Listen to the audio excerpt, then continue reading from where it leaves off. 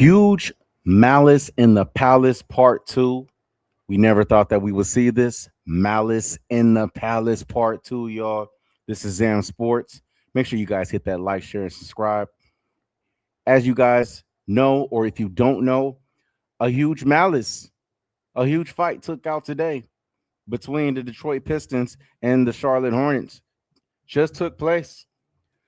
So I just thought that I'd just go ahead and go in and just inform you guys on what's going on, because we haven't seen anything of this magnitude as far as a fight between players, whether it's a fight between players and another player, player and a coach, player and a referee. We haven't seen anything of this magnitude since the Malice in the Palace, which is why you guys see the title, Mayhem Breaks Out in the Hornets Nest. All right, now we got fights breaking out all over the place, man. These guys are just, I think what it is that they're getting tired of all the hard fouls, referees not doing their job, calling fouls. It's a lot of physicality, but I'm going to keep it honest, guys, man. I'm an 80s baby. And some of the stuff that I see as far as what provoke fights in the NBA over the past 10 years, a lot of these guys, man, are soft. I'm just going to keep it real. They wouldn't last one day with the physicality of the Detroit Pistons and the Bad Boys Pistons. They wouldn't last one day with the physicality, you know what I'm saying? Even dealing with the 04 Pistons. They wouldn't last one day dealing with the physicality of the Seattle Supersonics, right? With Gary Payton, Sean Kemp, man, Detlef Schrempf and them boys. Sam Perkins. I mean, what are we talking about? Even the physical needs to get active himself. Reggie Miller. I mean, we can go down the list. Mad Max, Houston Rockets. I mean, but when you look at the past as far as what led on to fights, it was well warranted. But let me just shut up, man, right? And check this out, y'all. As you see, Duran and Diamante going at it, right? Duran actually throws the first contact to the face, which gets Diamante real hot. And then at this point, he's still trying to attack him, right? He's got one thing on his mind. He already knows he's suspended at this point and getting ejected. I mean, at this point, you might as well just try to get your licks in. Let's just keep it honest. And then while this is going on, something else breaks out over there with Miles Bridges and Duran, because Miles Bridges is coming in protect of his teammate, as we see right here. Headbutt. And that's the mush. That's what started it. That's what started it. And this can be a very dangerous situation. And as you guys see, since the Malice in the Palace, shout out to the NBA. I felt like they handled and controlled this situation very, very well compared to the Malice in the Palace. Because since the Malice in the Palace, guys, they upped on security since then to make sure that these type of situations wouldn't lead into the crowd, into where the fans are at. So as I'm looking, it's about, let me just pause this.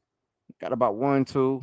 And, you know, some of these coaches are involved too. Shout out to the coaches and the assistant coaches, training staff of both teams, because there's really not a lot of security. A lot of these black shirts that you guys are seeing is not security. This is dealing with team personnel. So maybe the NBA maybe needs to look a little bit more into security, because, I mean, this is not like hockey. You know, you got a lot of people, well, they let them fight in hockey. I mean, but hockey, I mean, you got padding. You know, they got a rule in place to where if two players actually want to fight, it's got to be a one-on-one fair fade.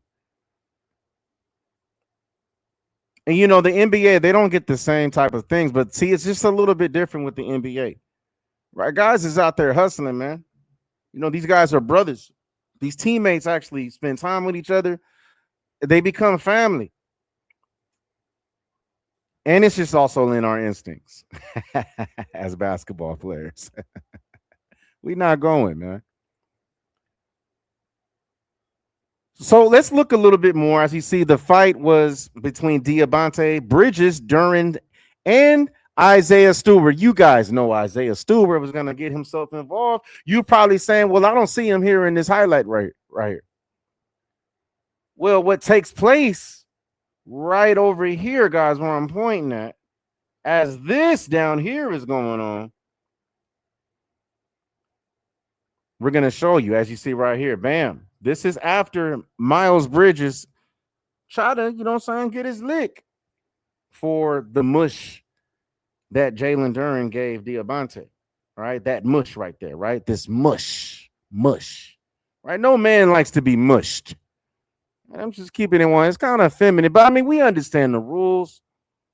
I mean, if this was just not on the basketball court and this was in real life, I mean, Diabate, I mean, you purposely put your forehead against his. I mean, what did you think was going to happen? I mean, he kind of had to give him his space, right? I mean, I'm going to be fair here at ZamSports as we're examining this entire matter, this debacle. And shout out to the crowd, right? Nobody in the crowd throwing cups. Nobody in the crowd coming out of the stands trying to throw hands. These are the things that we've seen in the Mountains and the Palace. I mean, right now, as we're looking, the scene, yeah, it has the potential to look that way. But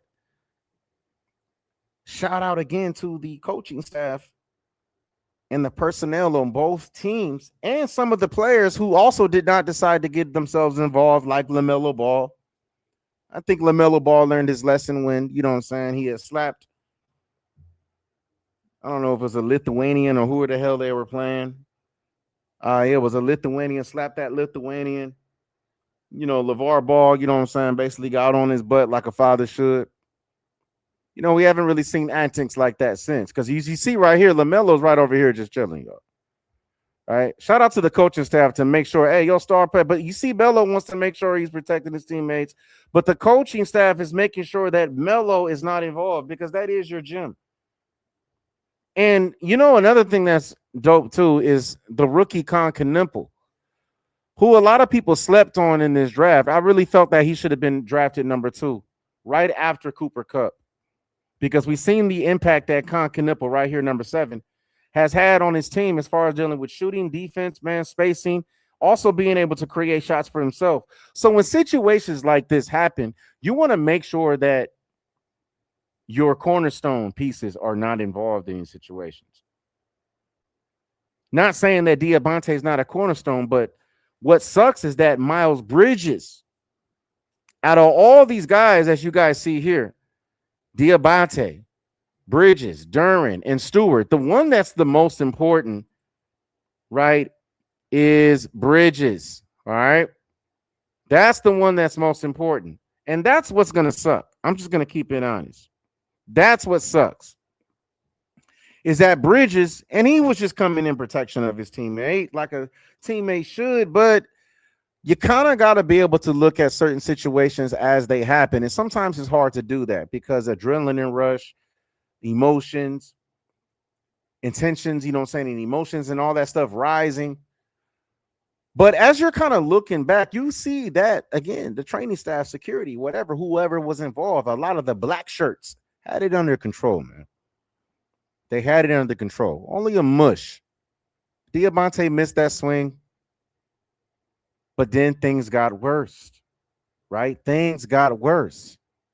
As we look, right, things got worse.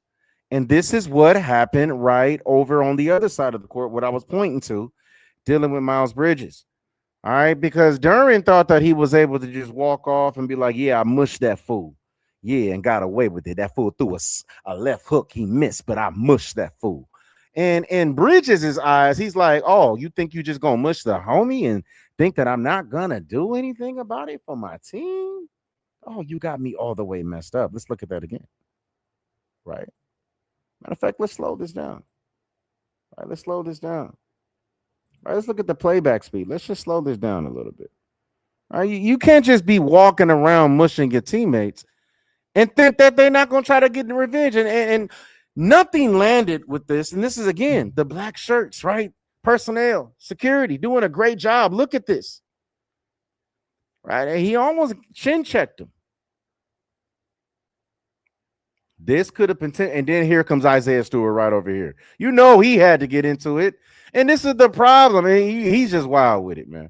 Isaiah Stewart, he's one of those fighters, man. That, to be honest, and I'm not knocking him, but he's just kind of one of those fighters that is a wrestler, right? Doesn't really care about getting hit.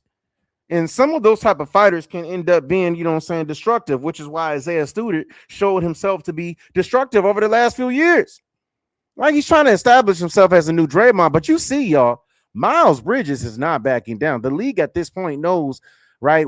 I mean, at this point, if this is happening with the Pistons, everybody in the building is thinking and waiting for Isaiah Stewart, and probably got their eyes on Isaiah Stewart, because when Isaiah Stewart tries to come in out of nowhere with the sneak diss when Miles is not looking, right here, look at that. Miles saw him at the last minute. I'm led to believe that if Miles Bridges did not turn his face to the left, it could have ended bad for him. He probably would have got snuck. But bam, great work from the staff of the NBA. You want to make sure you protect your players. But these things happen. And best believe there's going to be an extensive, and look at Duncan Robinson, y'all. Right? I don't blame him. Duncan Robinson is like, look, bro, I didn't sign up for this, bro. I'm just trying to go back home to my family. Duncan Robinson kind of got the look like, bro, was the foul really that hard, bro? Like, come on. Look at Duncan. Like, what are we doing? We're the best team in the Eastern Conference, and we're going to literally get into it with these guys. Now, the Hornets have definitely been on a run over the last 8 games. I would definitely say that. They are definitely on a run to the point that they're sitting currently, I believe, 9th or 10th in the Eastern Conference playoff spot, where they can sneak their way into the play-in. So this is not the time here in the middle of February, approaching the middle of February, to be getting into this type of debacle, because I truly believe with Miles Bridges getting involved with this, that this is going to be a huge loss. I see it literally probably about a 10 to 15 game suspension, possibly could be suspended for the rest of the season, being the fact that we are post All-Star game. We're past the All-Star game. Season's going to end in April, man. We got to keep it 100, man. March is right around the corner. And again, you got to think smarter. You got to think smarter. And this sucks also for the Pistons with Duren getting involved, because, I mean, clearly he threw a mush. I mean, he's trying to throw punches at everybody at this point. So suspension is coming to him too as well. So both teams took significant losses with Duren and Miles Bridges getting involved in this debacle. All right. Duren could have just left it at a mush and just continued to keep separating himself, and he still would have got suspended, but it would have probably been about maybe a 5-game suspension. But when fists are balled up and are thrown, right, it makes the entire atmosphere dangerous if your head's not on a swivel. You understand? So we got to keep that in mind, right? We got to keep that in mind. This was not a good thing. Again, look, it says Duncan Robinson wanted nothing to do with this madness during the Pistons and Hornets fight. And this is from Chris, Sports Fanatic, at Sports Win. Shout out to you. All right, look at Duncan. This is what I was talking about earlier. I mean, there's no ifs, ands, or buts about it. All right, and this is from a view. Shout out to Heather Lee, who was at the game. All right, I mean, this is just from the crowd view. I mean, let's look at this. A lot going on, man. Everybody got their phones out, man. That's the times we living in. See, back in the Malice of the Palace, bro, everybody didn't have phones in these stands, man. So when stuff like this happened, everybody's head was on a swivel. You understand?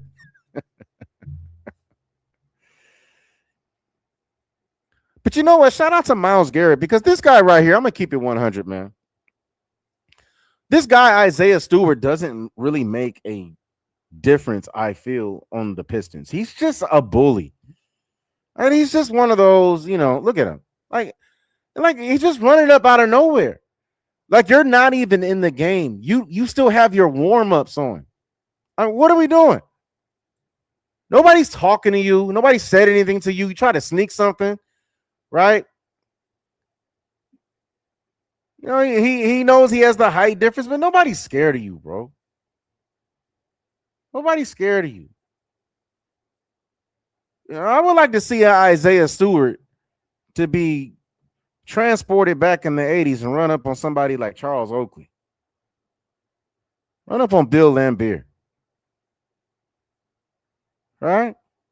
Run up on Vernon Maxwell, Mad Max. Run up on Matt Barnes. Stack 5, Steven Jackson. Run up on these type of guys. I mean, you don't have this type of breed no more. And so a lot of these guys are just trolls. All right. This is just Isaiah Stewart trolling guys. I just got to get in this action. Go, because this is going to be hot news.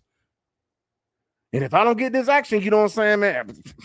Because I ain't getting in the game, so let me get in this action. This is madness. All out madness. And if I'm the Detroit Pistons organization, as far as in the upper management, and I'm not trying to SHIT on Isaiah Stewart's career because, you know, well deserving to make it to the league. A lot of hard work, a lot of grit. I don't want to be one of those guys.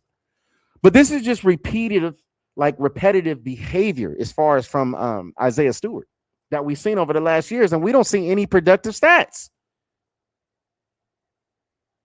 I mean, so at this point, what are you in the league for?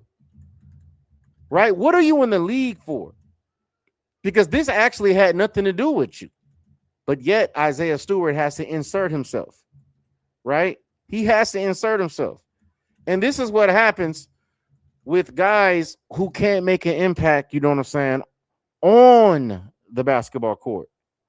So they do things off the basketball court or on the court that doesn't require it on the court. I mean, if we look at his career stats, I mean 10 points a game, 5 rebounds, 1 assist.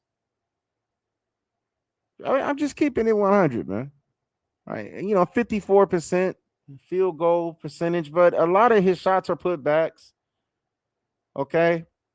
Career percentage, 73% free throw shooter. We're talking about you've been in the league since 2020. You've been in the league for quite some time. And as we look at his actual averages of points, his rookie season, 7.9, as you guys see here, right? 7.9, bumped up a little bit, 8.3. His best year was his third season, which 11.3 points per game, which he started majority of the entire season, and 8 rebounds. So, I mean, it's like a Udonis Haslem type of feel, but this is the thing. Udonis Haslem actually made an impact on the Miami Heat, averaging these type of numbers. And I'm just not seeing the impact that Isaiah Stewart is bringing. I mean, he's not even starting this year. He's only started 13 games this year. So your role has been diminished. They rather you have come off the bench. And when we look at the league, I mean, you're averaging 10 points off the bench, but you're not averaging like a 6-man, like some of these other guys that are coming off the bench. 15, 16, 17 points a game. I'm looking more at the rebounding numbers, okay? The rebounding numbers have gone down over the last 3 years from what we're seeing here. So he's going on a decline right now, which is why I feel that he's involving himself in all of these type of antics on the court. So we'll see, you know, what the NBA is going to do as far as handing down fines and things of that nature, because best believe they're coming. Suspensions are coming. I'm going to keep you guys updated on this, man. But I mean, as you guys see here, this is just a debacle, right? This is just a debacle that's going on. Haven't seen the likes of this again since Malice in the Palace. So is this Malice in the Palace 2.0? Did it have the potential to be Malice in the Palace 2.0? Let me know what you guys feel. Drop your comments in the comment section. This is another episode of Zam Sports. I'm your host, Zam. Catch you guys next time. Gone.